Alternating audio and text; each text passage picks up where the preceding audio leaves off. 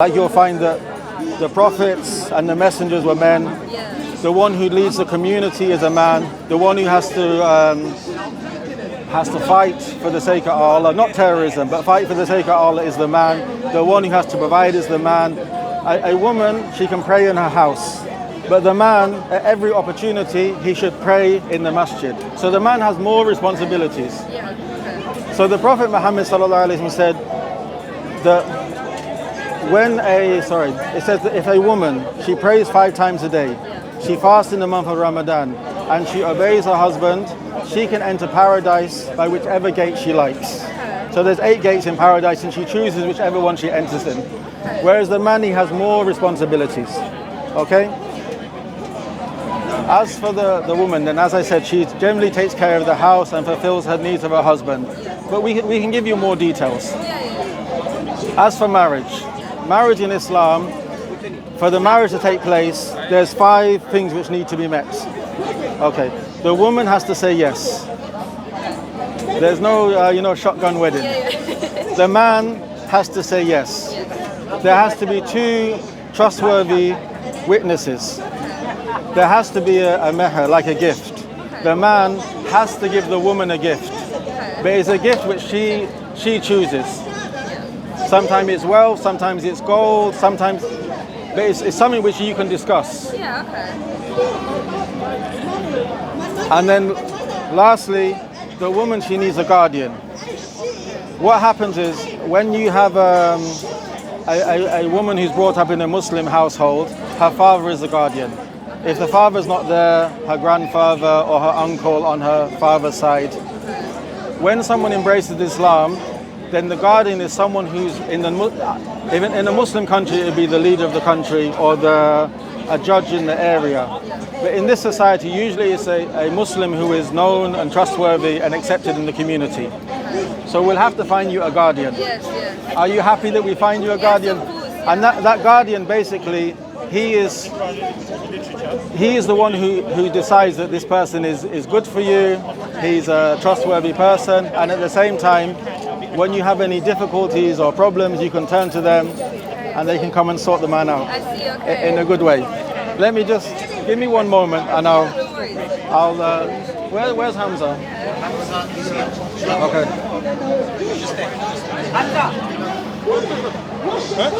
We need a wali. Okay, 1 second. Am I not good enough? I'm coming, yeah? He's just coming. Yeah, no worries. Do you have any questions or? Yeah, I did actually. You said about the 8 gates of heaven. Yeah. What are they? Like what? Basically, in Islam, there's 6 pillars of Iman, 6 things which we believe in, as taught by the Prophet Muhammad, peace be upon him, and as comes in Quran. We believe in Allah, we believe in one God, that He alone deserves to be worshipped. We believe in Him by His name, His perfect names and His attributes. And we believe that He alone is the Lord, the giver of life, the giver of death, and we worship Him alone. That's the first pillar. Second pillar, we believe in angels. Angels are from the unseen, they're made of light, and they fulfill the commandments of God. They can never disobey God. Yeah, I remember in the Quran it says the dead are, I think it's like the dead are not dead, but what is it, the dead are alive, but we perceive them not? Yes. I really like that one, that's one that we repeat a lot. Okay, yes. So you've looked into it, Yeah, we do read the Quran, we try we're nearly we're like a quarter through, but we try reading every day, at least. MashaAllah, that's very good. 10 pages a day or something. Alhamdulillah. May Allah increase us all in knowledge, beneficial knowledge. So the angels, all of us. So the angels, they're made of light. Like for example in Islam, we don't believe the devil is a fallen angel because the angels can never disobey God. We believe from the jinn, which I mentioned before, the jinn, they're a separate creation who can obey God or disobey God. So the devil, Satan, is from the jinn. But so the angels, they fulfill the commandments of God. Like the angels bring revelation, the angels will support the believers, the angels will bring the punishment, the angels will take the soul at the time of death, the angels will guard paradise and they will guard the hellfire, etc. So this is the angels. That's the second pillar. Third pillar is the books. So we believe, for example, Moses was given the Torah. We believe David was given the Psalms or Zabur. We believe Jesus was given the Injil. We believe in these books as they were sent down. But we believe what the Jews and Christians have today is corrupted. And there's so many reasons why we can show that it's been corrupted. Even Christian scholars, biblical scholars, they recognize this. So that's the third thing. We believe in the messengers.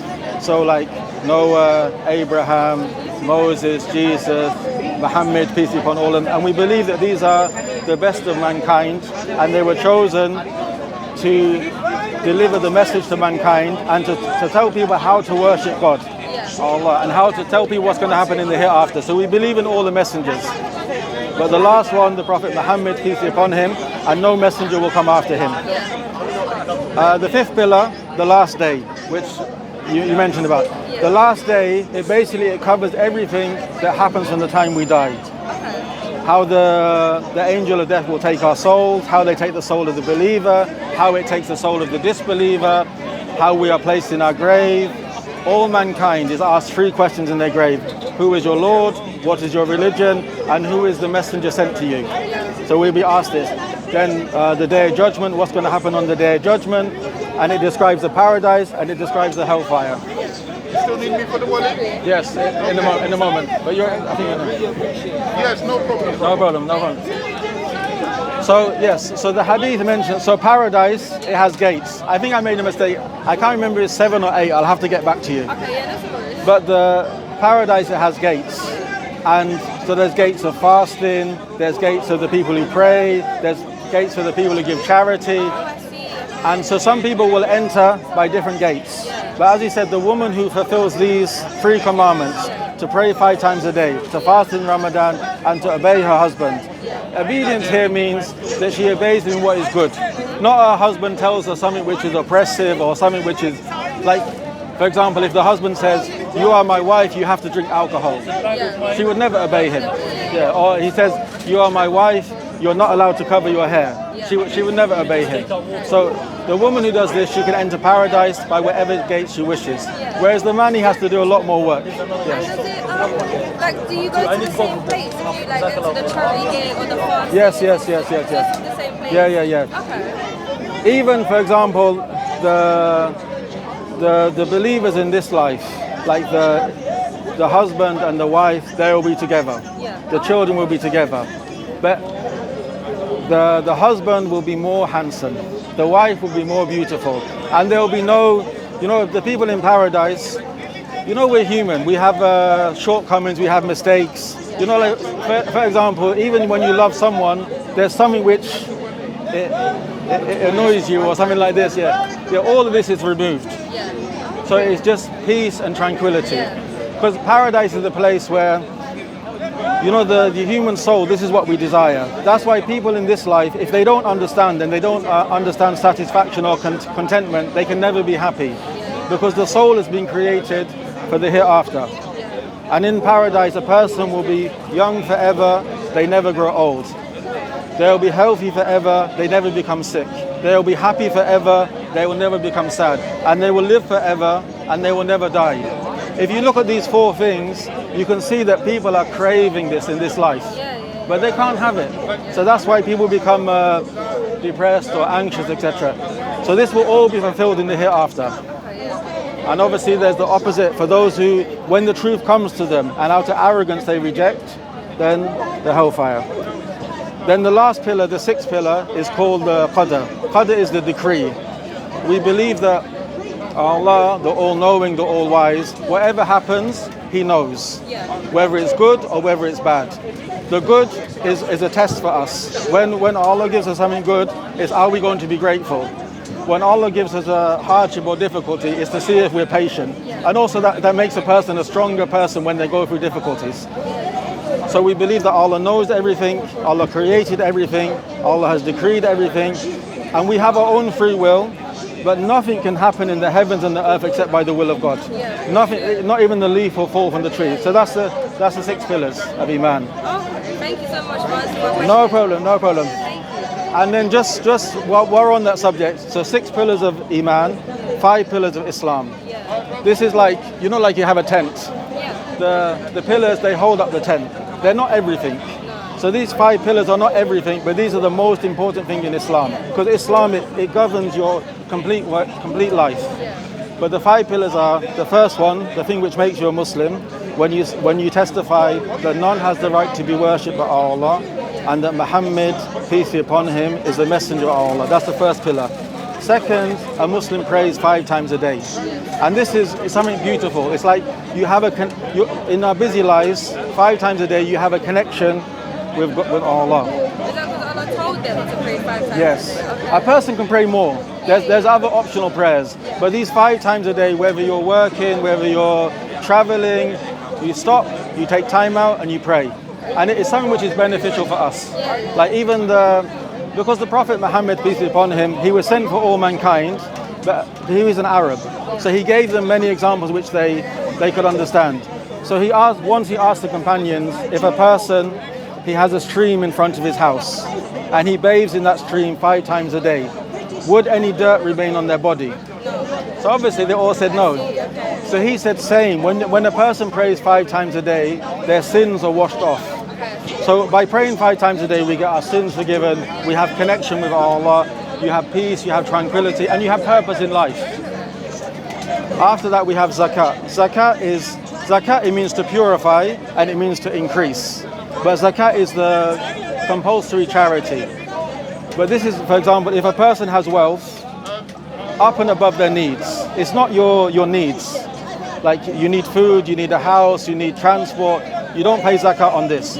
But a person who has savings for 1 year, or a person has gold, for example, or this country we don't have it, but if a person has crops, or a person has camels or sheep or cows, etc.,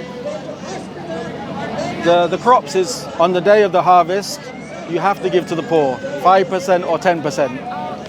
But So, but on the other wealth is 2.5%. So, for example, if I have £100 up and above my needs, above the level of zakat, then every year I will give £2.50 to the poor. It doesn't sound much, but if all the Muslims they paid their zakat, there would be no poverty in the world. So this is this is zakat. The 4th pillar, fasting in the month of Ramadan. You know, every year we have obviously we use this calendar daily. You know, January, February, etc. But in Islam we have our own calendar, and it's done by the moon. So each month, you know, when you see the new moon, the very thin in the sky, this is the first day of the month. As it goes for the full moon, this will be the middle of the month, and then it will disappear again. Then a new. So the month of Ramadan, every Muslim who is fit and able, a sick person, no.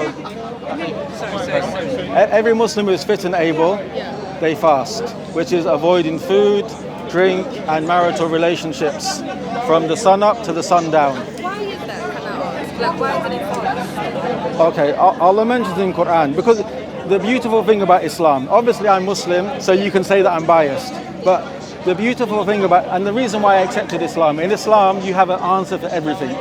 And Islam, it really encourages you to ask questions. So Allah mentions in Quran, Surah Baqarah, chapter 2, so you probably read it already. يا أيها الذين آمنوا كتب عليكم الصيام كما كتب الذين من قبلكم لعلكم تتقون. It says, O you who believe, fasting has been prescribed upon you, like it was prescribed on those before you. So this fasting, this praying, this charity, is not only the followers, the nation of Muhammad, peace be upon him, but all the previous prophets used to fast. Jesus would fast, Moses would fast, Abraham would fast. So it's something that we have to do, and it's something which the previous nation had to do. Then Allah mentions at the end of the verse, لَعَلَّكُمْ تَتَّقُونَ, in order that you may gain awareness and you may the fear of God. Okay. What happens is, obedience to God is very hard to explain. But in the month of Ramadan, it's a very beautiful time. You know, when you have this hunger, you feel need for your Creator. You recognize your weakness. You recognize the rights of the poor more, and you know what they feel like.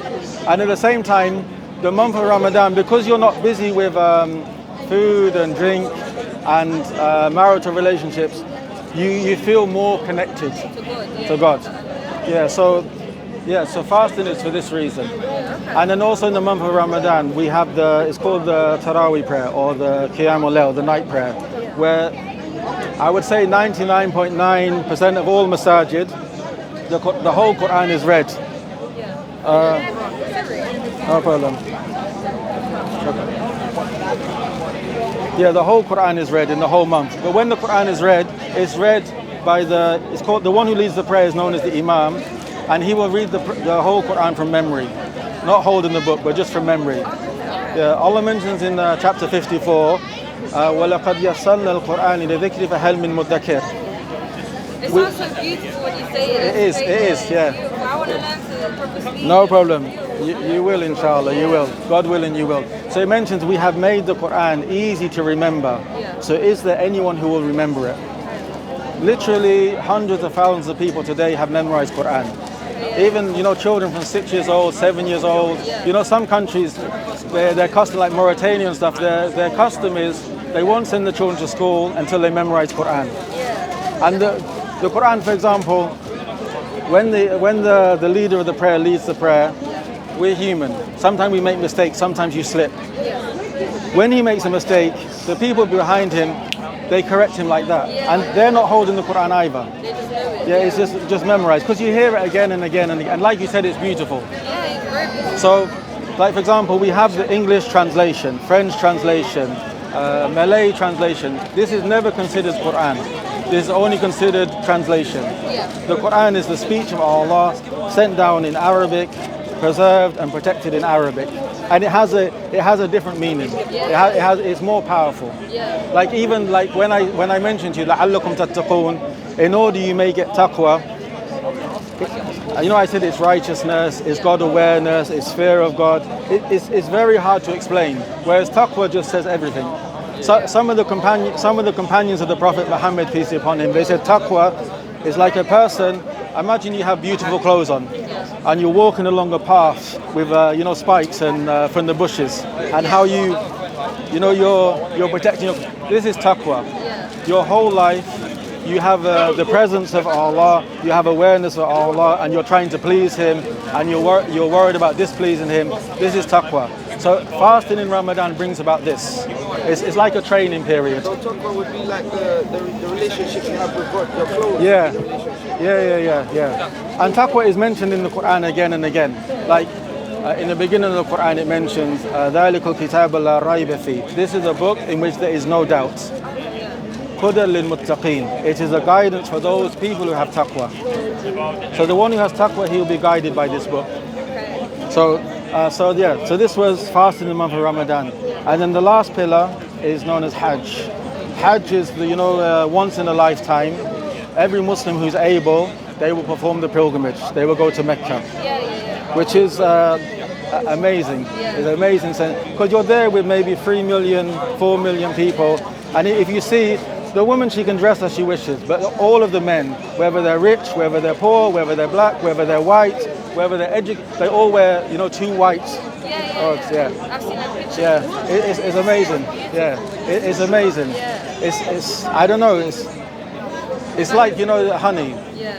If you explain honey to a person who's never had it, you can use words, but until they taste it, so that's Hajj. So that's the 5 pillars of Islam. That's the 6 pillars of Iman and the 5 pillars of Islam. That's the basics. And as you said, there's so much to learn. We'll give you all that. Don't worry. We'll give you the whole booklet. We'll give you all that. Yeah. So basically, this is Hamza. Okay. If you're happy, he can be your wakil. You can contact him, or you can contact him through his wife, and then you can discuss if you need anything, for example, in your married life. Okay, thank you so much. So what happens is why you need a wali, like you said, a wakil, is because you need somebody to represent and look out for you, like if there is any problem. And when he does the marriage, he's going to ask me some questions on your behalf. Like, for example, do you want to get married? And this kind of stuff. Did you mention the dowry? Yes. But I think you two have to discuss. Like, he has to give you a gift. Oh, okay, Yeah, and it's your choice. Yeah. So would the gift come before the marriage or after? No, it can be agreed. It has to be agreed at the marriage, but you give it when you're Yeah, able. you can give it when you're able. Yeah. It could be big, it could be small. So if you want to give her a gift of, let's say, £100,000, that's fine. Yeah, I'm in agreement with She's that. there like, Really? bring it on. Does it have to be? Could it be like? It could be as little as a Quran. It could be a Islamic dress. It could be a book. Okay. It could be a gold. Okay. Yeah, and it's yours. It doesn't belong to anyone else. Yeah. Could it be like say if it was like this, like one day, like make sure you provide like family and children and stuff, or not like that? No, it has to be something actual material? tangible. Yeah. Okay. And something which can be like some people. What they'll do is very common. A Muslim will say, "I will marry you on the condition you take me Hajj." The problem is it's not something which is because the person may pass away. Yeah. So it should be. It's better if it's something tangible. Okay. I understand. Do you want to go away for a few minutes and Yeah, discuss? can we, and then we'll be back Yeah. in 2 seconds. No problem. Thank you so much. No problem. No problem. Don't go away, they come back though, yeah? Because, yeah. Yeah. Are they reflecting upon doing the Nikkah? Yeah. I thought they were ready to do it, so they were already ready. Yeah. I'm just explaining. No, but I've asked them the meher. Okay. They have to discuss.